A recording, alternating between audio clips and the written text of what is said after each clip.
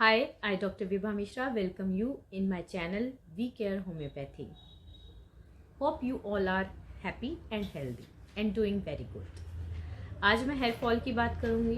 Hair fall आजकल के scenario में बहुत कॉमन प्रॉब्लम हो गई है। कारण बहुत सारे जो हमारी लाइफ हम सभी की लाइफ को इम्पैक्ट कर रहे हैं, जैसे कि हमारी सबकी इरेगुलर लाइफस्टाइल है, स्ट्रेस का लेवल सबका हाई हो गया है, इम्प्रॉपर डाइट हो गई है और क्लाइमेटिक कंडीशंस डिफरेंट हो गई हैं पहले से, पॉल्यूशन का लेवल इंक्रीज हो गया है। तो ये सारी रीजंस जो है वो हमारी बॉडी को अफेक्ट कर रहे हैं और उसका एक इम्पैक्ट हमारे हेयर पर भी पड़ रहा है और जिसकी वजह से हेयर फॉल हो रहा है। जेनेटिक कारण तो होता ही है, बैकग्राउंड तो होता ही है, इसके अलावा ये भी रीजंस होते हैं जो हमारी लाइफ को अफेक्ट कर रहे हैं और जिसकी वजह से हेयर फॉल कॉमन प्रॉब्लम हो गया है। अगर हेयर फॉल या एलोपेशिया के बारे में बात करें तो एलोपेशिया काफ़ी सारे टाइप्स के होते हैं। सबसे पहला टाइप जो मैं डिस्कस करूंगी वो है एलोपेशिया यूनिवर्सलिस। एलोपेशिया यूनिवर्सलिस का मतलब आप अपनी एंटायर बॉडी से हेयर लॉस कर रहे हैं तो उसे एलोपेशिया यूनिवर्सलिस कहते हैं।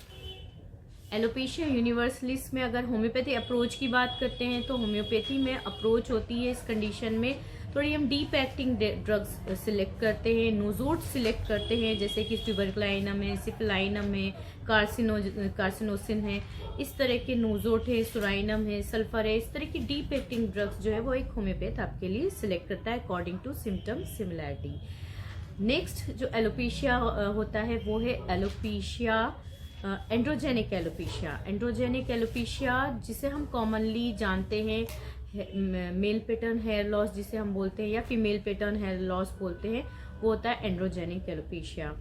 एंड्रोजेनिक एलोपेशिया में हमारी अप्रोच होती है जो होम्योपैथिक अप्रोच होती है वो कॉन्स्टिट्यूशनल अप्रोच होती है। कॉन्स्टिट्यूशनल अप्रोच का मतलब होता है कॉन्स्टिट्यूशनल अप्रोच में हम पेशेंट की एंटायर पर्सनालिटी को कंसीडर करते हैं। इसके अंदर उसके न सिर्फ फिजिकल सिम्टम्स को हम इम्पॉर्टेंस देते हैं बल्कि उसके इमोशनल एंड मेंटल स्टेट को भी कंसीडर करते हैं। उसका स्ट्रेस की कंडीशन में, स्ट्रेसफुल कंडीशन में क्या रिएक्शन होता है वो मैटर करता है और उसकी बॉडी के जो एक जनरल सिम्टम्स होते हैं लाइक उसकी स्लीप है, उसके ड्रीम्स हैं, उसकी डिज़ायर्स हैं, उसकी एपेटाइट है, थर्स्ट है, पर्सपिरेशन है, इन सारी चीज़ों को हम कलेक्टिवली कंसीडर करके एक होम्योपैथिक मेडिसिन उसके लिए फाइंड आउट करते हैं और वो मेडिसिन उसके ऊपर बहुत इफ़ेक्टिवली वर्क करती है। तो जो एंड्रोजेनिक एलोपेशिया होता है इसके अंदर हमारी अप्रोच यूजुअली कॉन्स्टिट्यूशनल होती है और कुछ होम्योपैथिक मेडिसिन जो कॉन्स्टिट्यूशनली बहुत अच्छा एक्ट करती हैं हेयर फॉल की कंडीशन में वो है phosphorus, natrum mur, lycopodium, pulsatilla, nux vomica. ये मेडिसिन बहुत वंडरफुल रिजल्ट्स देती हैं। नेक्स्ट एलोपेशिया की बात करते हैं। नेक्स्ट एलोपेशिया होता है एलोपेशिया एरिएटा। एलोपेशिया एरिएटा को हम एक जनरल लैंग्वेज में बात करें, एक सिंपल लैंग्वेज में बात करें तो पैची हेयर लॉस कहते हैं। पैची हेयर लॉस के लिए भी बहुत इफेक्टिव होम्योपैथिक मेडिसिन है काफ़ी सारी, जैसे कि फ्लोरिक एसिड है, विंका माइनर है, मिजेरियम है, साइलिशिया है। इस तरह की मेडिसिन जो है वो पैची हेयर लॉस या एलोपेशिया एरिएटा में हम यूज़फुल होती हैं।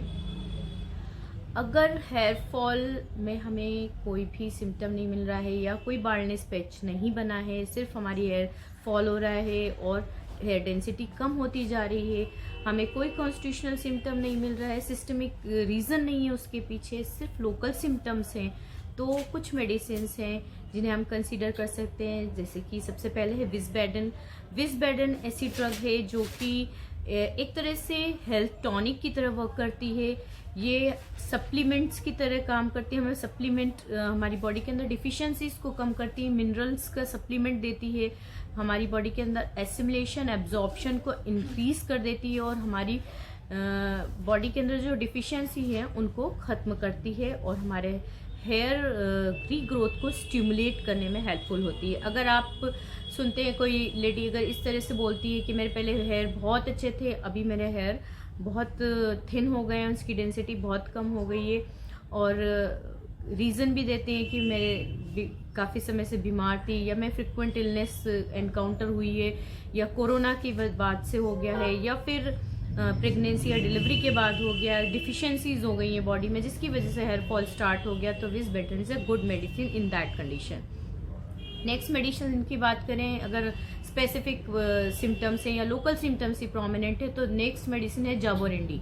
जाबोरेंडी जो मेडिसिन है, इसके अंदर लोकल सिम्टम्स बहुत प्रोमिनेंट होते हैं, जैसे कि जो स्कैल्प है वो बहुत ड्राई रहता है, स्केलिंग होती है, डेंड्रफ बहुत होता है, इचिंग होती है, बॉयल्स फ्रिक्वेंट बनते हैं, और इसके साथ में हेयर फॉल भी हो रहा है, प्रीमेच्योर हेयर ग्रेइंग भी है। अगर इस तरह के सिम्टम्स हमें सिर्फ लोकल सिम्टम्स मिल रहे हैं तो हम जाबोरेंडी मेडिसिन के बारे में सोच सकते हैं। जाबोरेंडी इंटरनली भी ली जा सकती है, ओरली भी ली जा सकती है, और उसे कोकोनट ऑयल में मिला के, उसकी मदर टिंचर को कोकोनट ऑयल में मिला के लोकली भी अप्लाई किया जा सकता है। ये हेयर को रीग्रो करने में, स्टिमुलेट हेयर ग्रोथ को स्टिमुलेट करने में बहुत इफेक्टिव मेडिसिन है।